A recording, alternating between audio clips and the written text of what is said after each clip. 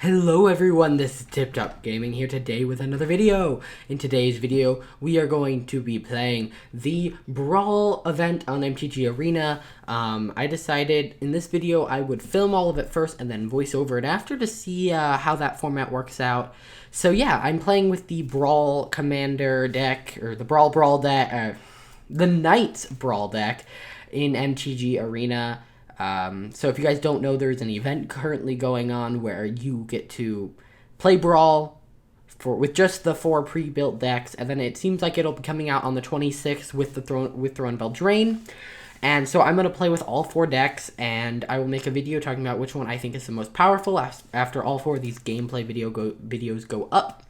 So I am playing the Knights deck, he is playing the Knights deck, and so for those of you who don't know, the Knights deck is all about, well, Knights and equipment, so you'll notice there's a lot of equipment. The Commander is a 6 cost, and he makes it so whenever you attack with a creature that has a piece of equipment on it, I think you lose a life and draw a card, and then it also makes it so all equipment has Equip Tonight 0. So that has some very powerful potential with cards like, I think we'll see this later on, so I guess I'll talk about it then, but there's, it makes everything super powerful, and it works really well. I don't know if you guys can see this in my hand, but we have, like, the glass slipper, and it makes it so it costs 0 to play. So on turn 6, even though you don't have the mana to equip the haste giving equipment onto Sir Gwyn, you can simply you get it for free. So you can equip it to him for free, then you draw a card, lose a life. And so once you get him on the field, things start really going, because, oh, my creature died with all the equipment on it, I get to equip it for free. And you kind of get to reorganize all of your equipment without worrying about, oh, was that inefficient? So let's get into the game. So I attack here knowing that I have a boost spell and that this 3/4 with Menace is just really irritating. So I have to decide, which one do I want to kill, and I decide, or which creature do I want to survive. So I decide that Midnight Reaper should survive, because it's card draw, and it can let me draw more cards that are good. And yeah, so my tribal guy dies, but then again, I also reduce his side of the field, and if I draw a land next turn, I can play my commander and swing for a lot, because I can equip the axe to it. I draw a command tower, which is awesome, and then I play my commander. I get to equip all of the equipment to him, and swing. I decide what I want to attach it to, but I decide that just attacking with him will probably be a good idea. So then I lose a life and draw a card, and then swing with an 8/5 with Menace and Vigilance. Then obviously he gets to take his turn. He's playing the same deck as me, but he doesn't have the mana to get out his commander yet. And so he plays that card, which is annoying because it's a flyer, and I don't have anything that can block flyers. But honestly, it doesn't really matter. So, yeah. I decided that I would, at least all of these videos, I just recorded 2 games in a row, whether I lost or won. And I decided, oh, that's fair. However, I think in one of the videos, I did do a 3rd or 4th game because I enjoyed the deck. And so I will be going over all of those games. But yeah, all the games, I feel like the decks worked how they were supposed to work. So he decides to double block here in order to kill my commander, but it doesn't really matter. He doesn't, he dies, he goes back to my command zone, and he requires 2 more mana to cast. So if I pull another mana, I can just cast him again.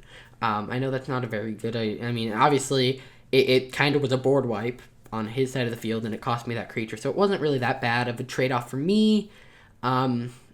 So I decide that the 2/1 with lifelink would not be a good idea for it to get equipped, so I decide to blow up my guy. And of course, I do not draw a land, so I get this, but I can equip that to a knight for 1, and I equip it to, I think I ended up equipping it to him so he can't die, and I decide to swing with everything. Mostly at this point I'm like, oh, well, I feel like I'm going to win this. I can just afford to swing with everything. So I swing with everything, and Knights, of course, get a boost because of that 1 Bell card, and of course we get to Mentor with Tajik. I believe he decides to go for Tajik because he knows that in the future, if I have mana open, he'll get first strike and it'll be much harder to kill. And I get him down to 1 life, and you might notice something. I risked a lot there, assuming that he couldn't, do much. He should have, I mean, theoretically in that situation, he should have equipped the haste giving thing, but you'll notice here I can give the Mask of Immolation to something and sacrifice it to deal 1 damage. If I would have played the land last turn, I could have done that last turn, but that's it. I mean, that was a pretty good win. So here's the second game. The second game, of course, I'm facing another Knights deck, which I thought was interesting, and that's the one card that's really good, Colossus Hammer. It is a 1-cost artifact or equipment that gives something +10/+10 and makes it lose flying. And of course, the commander makes it so we can just equip that to something for 0. So I decided to play that turn 1. I decided maybe not to, but I thought, oh, my curve works really well kind of right now, so yeah, I get to play my 2/2 now. This game doesn't go as well. I don't dominate the game, I feel like. I feel like I'm actually falling behind in the game. So you'll notice they have a 1/2 and a 2/2, and their 1/2 when it attacks creates a 1/1. So I end up in this like cycle of blocking 1/1s. And so, of course, what I'm missing here is black mana. If I could get some black mana, I would be doing a lot better. You know, if I draw a black mana, I can start playing, you know, Corpse Knight, I can play that 1/2/2 flyer, I can play Midnight Reaper, but I'm, of course, missing a black mana. One thing I learned later on, I believe, is that you do get a free mulligan in Brawl, so, like, don't forget that. You do get a free mulligan. And colors seem to be the biggest issue with these 3-color decks, especially with the fact that it doesn't have, you know, only 5 sets are legal. I know only 5. Only 5 sets are legal.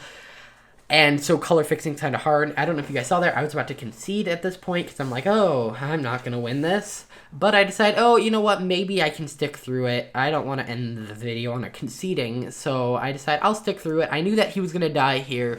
But I thought, oh, I'm getting really scarily low on life. I mean, 19. We started at 25.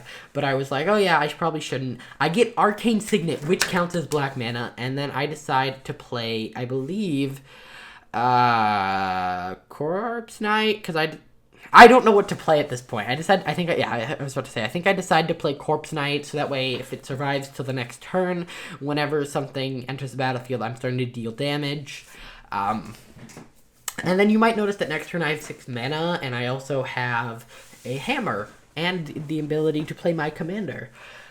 So he plays this, naming knights, of course, so it boosts his 1 knight, and he swings, and I decide I need to have a creature, another one, in order for this to be good. And so what do? I play my commander, and at this time, I believe he hovers over the hammer and sees what it does. Of course, he takes a damage, which is, I guess, I don't think it ends up being important, but one of the games, the last game, he went down to 1 life, so that would have been important. So then, you know, I swing with the 12/12, and it gets him down to 12 life. Now, if you notice, you know, that's 17 damage I have there, and he has 12 life. And so I, personally, would have just not attacked, but I believe he goes in for the the swing, because I know it's only 1 turn, but 1 turn can draw you an answer, like a board wipe or a murder spell.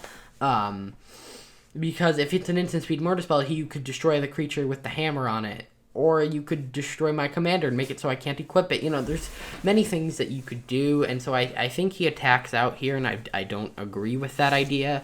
I think he should have blocked. No, nope, he does not. Oh, yes, I forgot. I have a Bond of Discipline in my hand. I thought about playing that, being like, haha. But no, this just taps all of its creatures and gives mine lifelink. So, I mean, even if somehow he played a creature at flash speed for 0 mana, he still would have lost. Of course, I get the mythic rares from the Mastery Pass, and then I get those cards.